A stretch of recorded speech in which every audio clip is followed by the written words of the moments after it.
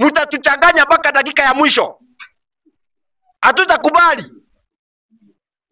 Hatutakubali. Hilo jambo lingine ni kwa Raila.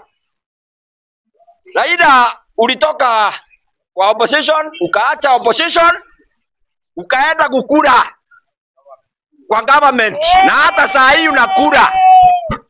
Lakini tunajua mchezo yako. Sisi wa Kenya tunakupenda sana. Umefanya mambo mingi, lakini Raila saa hii ndio unakuja kutuambia Ruto ni mbaya. Na saa hii watu wako wanakula huko. Ndio chama ya ODM, chama ya ODM lazima usekiwe. Isiishe. Lakini si kwa kutumia hiyo mbinu unatumia. Wewe ndio ulishikilia Ruto akae pale wakati Jensi alitokea kwa njia. Saa hii Ruto angekuwa kwa kiti, unakuja aje kutuambia mambo ya Ruto saa hii. Ruto angekuwa nje, isipokuwa ni wewe Raila mkiwa na Uhuru. Nyinyi ndio mmeshikilia Ruto hapo. Ruto angetoka kitambo na ingekuwa history saa hii tungekuwa tumeshikiliwa na jeshi. Jeshi imetupea nafasi ya kufanya uchaguzi, miezi 3 imeisha, saa hii tungekuwa na serikali mpya. So Raila, wacha kudelay mambo yetu. Mkiwa na Uhuru, unadelay mambo yetu sana. Tunajua nyinyi ni familia zile ambazo zimeongoza nchi. Lakini tukiendelea hivyo tutakuwa tukirudia yale mambo history tukirudia sababu wewe naona Raila unakuja kupiga jeki mtu fulani kama Kalonzo. Utashika Kalonzo mkono useme wewe ndio umemweka pale. Alafu uingie kwa serikali. Sasa sisi tutabakingi wapi?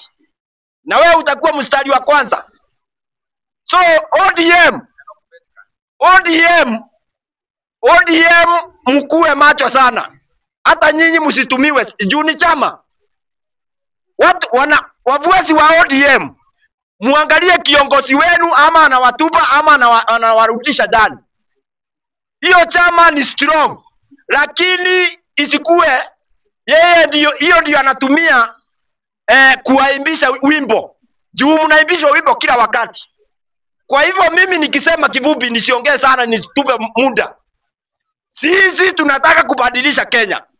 Na Wakenya ndio watatoa mwelekeo.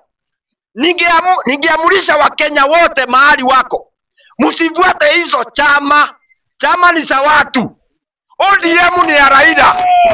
Jubilee ni ya Uhuru. DCP ni ya Gachagua.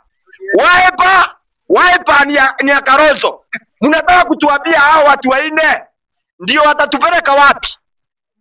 Hao ni kutugawanya. Hao